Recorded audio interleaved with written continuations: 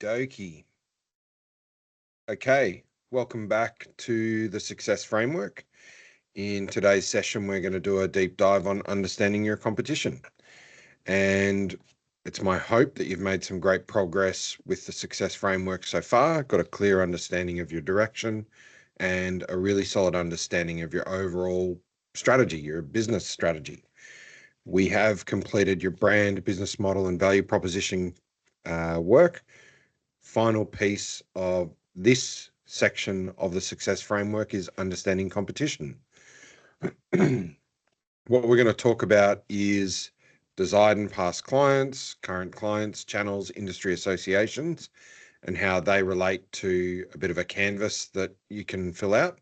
We're going to go into competitors, costs, percentage of revenue, and attribute mapping.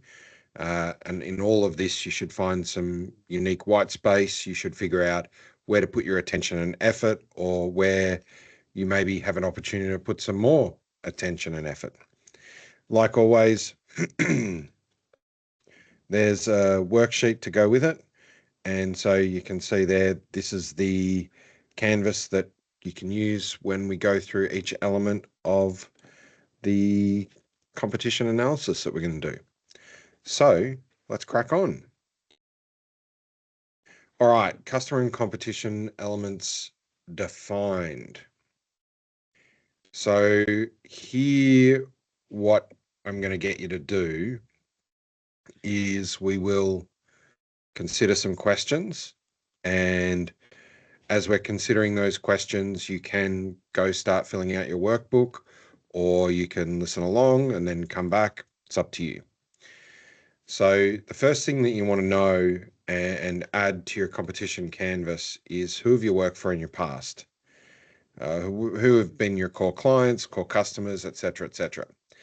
This is super useful because the majority of business comes from past clients. So if you have a really clear idea in your mind of past clients, this will help you often generate more business, but also understand the uniqueness of your clients, feeding into the work we've done around understanding your customer, your value proposition, and all of that good stuff. And so as far as the canvas is concerned, you're just listing out clients you can remember. Excuse me. Who do you want to work for? So this is thinking about all the other different customers that you want to work with. And if you're doing your canvas, you're listing them out again. Having a really clear understanding of who you want to work with makes it really easy when it comes time to target them with marketing, cold calling, sales, whatever it is. So getting a good idea of who you want to work with is the next step.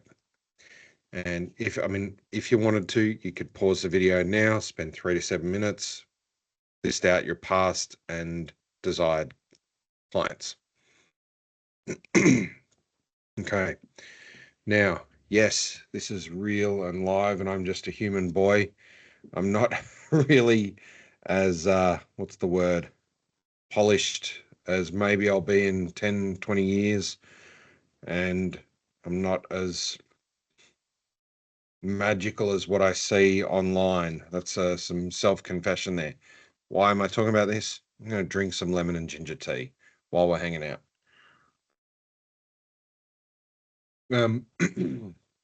So once you have a good list of who you've worked with and who you want to work with, the next sort of question I consider when it comes to customers and competition is what has been the percentage revenue from each of those customers? So previously you did some work to figure out core attributes. You looked at where are they from, what are the industries, all that sort of good stuff. Now what we're going to do is look at, of all those client types and all those past customers, where did your revenue come from? Was it 80% one client, 2% one other client, etc., etc.? And the goal here is to really get a deep sense of your highest value customers or customer types. So consider all the customers that you've had. How much revenue have you made with each? Which customer has been the best to work for or with? And so this matters as well. You might have made 50% revenue from one client or client type, but it just caused pain, suffering, frustration, issues, and probably cost most of your revenue in solving problems or lost time. So do think about the best ones to work with. Whereas you might have a client type that you get 20% of your revenue, and they are the easiest to work with. They just sign off on the agreement. They do everything you ask of them. They pay bills on time. They value the products and services you give them. Maybe focus on those client types. The next question you might ask is, which one is the most profitable? Final question is, which one's most aligned to your values and purpose? And so with this in mind, if you are doing this straight into your Canvas as we go along, I would put a little percentage symbol next to each client type. You may consider chunking client types together as well. So what I mean by that is, what do I mean? For each client type, where they have a shared theme that you've previously identified, so it might be an industry or category, you can categorize them together. And so you go down your list and you allocate your percentage of revenue that comes from each. The next piece that you're going to consider is the channels. So what are the different channels you have to access to engage your customer? You can lift this straight from your business model canvas. Yeah, business model canvas. And of each channel, which is the most effective through to the least. So you might want to order it in priority, or again, I sometimes like using the percentage. So if all of my business comes from, or maybe 70% of my business comes from referrals, okay, so there's number one. 20% of my business comes from maybe it's Instagram Reels and that funnel. All right, that's 20%. And 10% comes from print media. Not really. You just want to identify all the channels and which is the most effective. The next data point that you want to add is which one has the highest cost, effort, and or money. So it's cost could be money or time. And so on one side of your channels that you write down, you might look at percentage wise how effective it is. And then on the other side, you might look at, okay, cost. So if it's super effective and the cost is high, okay, maybe that works. Or if there's something that is super effective and the cost is low, but you don't do much of it and you don't get much business from it, well, there's something you should prioritize and lift up and put more attention on. So list out your channels and then put those two data elements next to them. If you want, you can pause the video here, do these couple of activities, and then come back, or you can do it all at the end. It's up to you. Industry associations. So this is important in the sense that it is another channel to create relationships. It's another channel where you can connect with potential customers, where you can reach with industry peers and other great bodies within your context that help elevate the status of your business. And so the next list that you're going to create in the Canvas is what industry associations exist. And so you just list them out, like AIPM, Australian Institute of Project Management, if I'm consulting, BA/BOC, Business Analyst Body of Knowledge, BizArc, Business Architecture Body of Knowledge. So there's like these industries that relate to the IT space. And you want to focus on the ones that you're a member of and then the others. Identify which carry the most influence within your industry or category, and which has the most access to the desired places to work or people to work with. So if there's a body like I talked about, the Business Architecture Guild, do they have access to my customers? No, not really, if I'm consulting. BA/BOC, business analysis crew, they have some good access, but the Australian Institute of Project Management, they have more and wider and greater access to federal government, state government people. And so again, this is all about feeding your business model, your business strategy, and making sure that you know where you can go and which levers you can pull to generate revenue, customers, create great relationships, and sell more stuff. So you can pause if you want, do some research, 3 to 7 minutes, do some Googling, fill out that section. Again, hopefully what you're seeing is you're starting to list out your buyers, listing out your sellers. You might add in the locations that they are, the work channels. So this is the channels in which you can generate business. Industry associations we've been talking about. So you're slowly filling this out. Okie dokie. Next. Competitors. Okay, competitors. So we have done a little bit of work around attributes and looking and considering your competitors. So you can use that. The other thing that you can do is you could pause and do some research and identify competitors in your industry.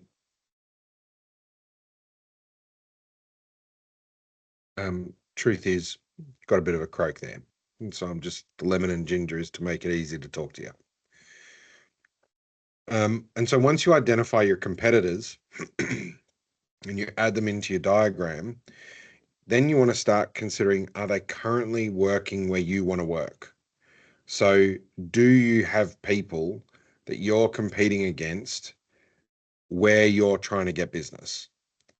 And it's the first piece into identifying where you're putting your attention and effort and how that relates to your competitors.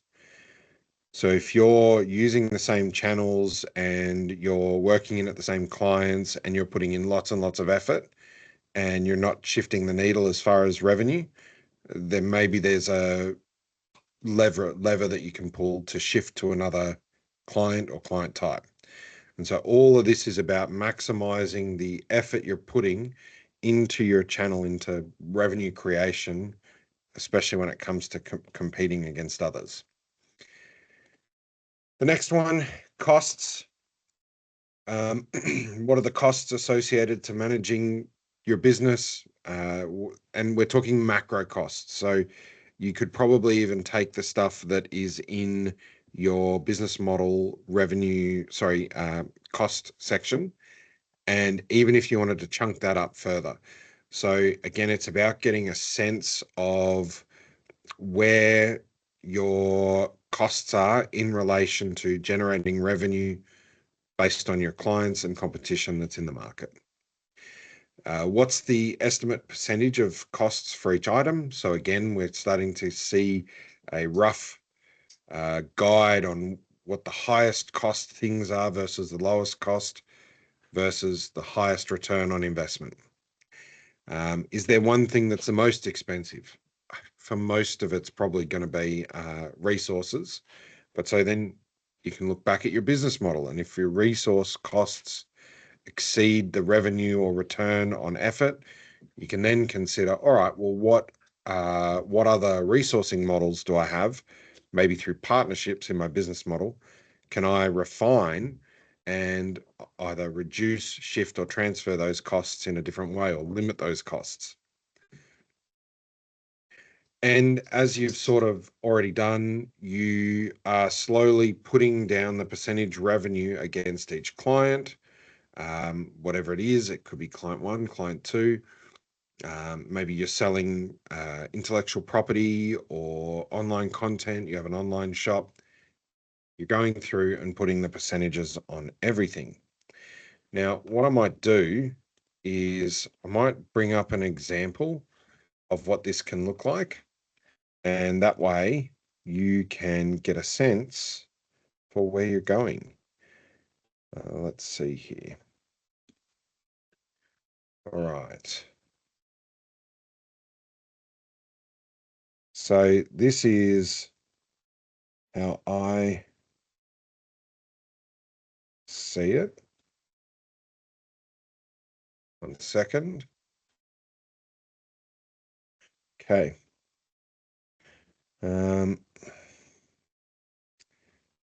Look, I'll just quickly protect the innocent, but you'll get a sense of what we're trying to create. Okay. So you can see here, I've got my desired and past clients, additional CEO of your career clients. This is a little out of date. It's old. It's for the purpose of communicating this content. And I've got my work channels. So we have there personal relationships, engaged clients, business network, school, literally families, parents, that sort of stuff. And then some key competitors, some of the PD gurus, expenses, home office expenses, business expenses in the form of software. Ignore these percentages. They're obviously way out of date. Gazelles, I've talked about Gazelle's scaling up framework.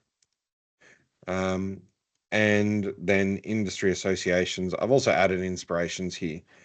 Now, what you can see here is the percentage of the clients that I get work from. You can see here my current clients, where I'm getting my revenue from. You can see that personal relationships is the area that I'm generating the most revenue from. And here, this client through a personal relationship into my business versus this client type through my business network and engaged clients is generating revenue. And none of my current clients are really generating anything from school through those relationships. Now, the next piece is looking at, okay, well, where are my competitors also operating? And then what are my biggest costs?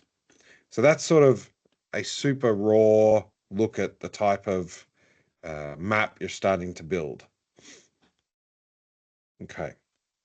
And you're using a nice, pretty clean version to do that and some writing. Okie dokie. If you need to, pause the video, go do your updates, all that sort of good stuff. Otherwise, let's continue on. So we have talked about this. We don't need to touch on this anymore. Desired past clients, current clients, channels, industry associations, competitors, costs. Give you a great map of where your business is, what you're doing, where your attention and effort is, percentage of results, and can inform either changes in your direction, changes in your business model, etc., etc. The next thing I want to do with you is attribute mapping, because this is the best way to identify your white space. What I mean by white space is the unique area that you can operate in that no one else is. Or another way of looking at it is what makes you great and that you should focus your attention on when it comes to introducing people to your business and your value proposition.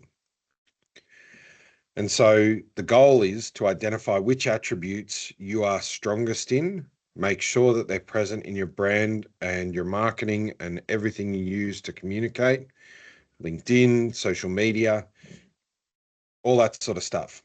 And so when producing either online content or physical content, print media, conversational stuff, focus on communicating your strongest differentiating attribute. Lead with your differentiated attributes when you're out in the market, when you're competing. My core attributes versus my competition. So go back to your brand canvas and any of the observations you made about your competition with regards to their attributes and your attributes. First things first, you want to identify your 5 to 10 most important attributes you want to compare. I mean 5, maybe 6, but realistically, start with 5 to 10, whittle them down. And then what we're going to build out is an attribute comparison map. And so it'll take some self-reflection. but really the goal is to compare yourself against your 2 to 3 top competitors. And you're going to score from 1 to 5 on the left, attributes along the bottom, and you're going to rank yourself and your competition. And so in this example, what you can see there is speed, practical, tools, and intellectual property. So they're the 4 attributes that I've measured in this example.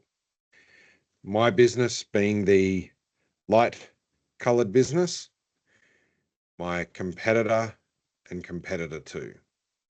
And so when it comes to speed, the speed at which I can deliver a outcome through the capability that I've built in my business, I'm postulating that speed is one of my key areas that I'm dominating in. Practical, practical compared to the projects or processes they have, I've ranked myself higher. Tools, do I have a bunch of technology that I can onboard people on with? No, I don't. I use technology and I have tools like the canvases you just saw, all these different canvases and stuff, but I don't have an online platform. I don't have any of that stuff. So my competition is beating me in the tools perspective. Intellectual property.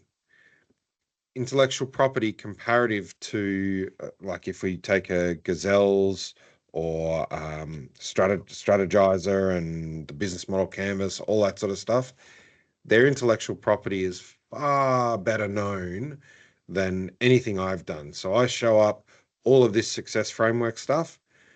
This intellectual property in comparison to my competition, it's chalk and cheese. They have a long-standing brand. So I'm not competing on intellectual property. But so what you use this map to tell you is is what is your key area of differentiation against your competition. I shouldn't be marketing how great my tools are. I shouldn't be marketing intellectual property, whatever it is. What I should be focusing on is speed and practicality. So really what you're doing is, more than anything, you're finding the differences between your competition and yourself and targeting the areas that you're dominating in. There's no point in me trying to compete against a competitor that has great technology tools, or at least focusing on that. I'm not trying to win in that space. I'm trying to win where I'm already winning. Now, I might just see if I have an example attribute map to show you. And if I can very quickly find it, I will. And I'll give myself just a couple of seconds. And if it's not there, I will move on. What I'll do is, in some blog or something, in the community chat, wherever it is, if you want to see some live examples, I'll make sure I produce some content. This is still it. This is what it looks like. And it's about identifying the key attributes that you should be focusing on. Once you've identified them, it's then about updating your brand canvas and maybe your business model to reflect the key activities that help you promote and leverage your key attributes that you dominate on in the market. And that's it. That's customer competition. You end up with your canvas, you know your percentage of effort, you know your costs per channels, and you can now start shuffling and prioritizing them. You also know your attributes, the key priority attributes you should be putting your attention into and driving your marketing into. From here, what we're going to jump into, now that we know your why and your what, we're going to jump into the how stuff, or the planning phase. So I'm really excited to take everything that you've created from this moment and start elaborating it into some goals. And it's going to be great.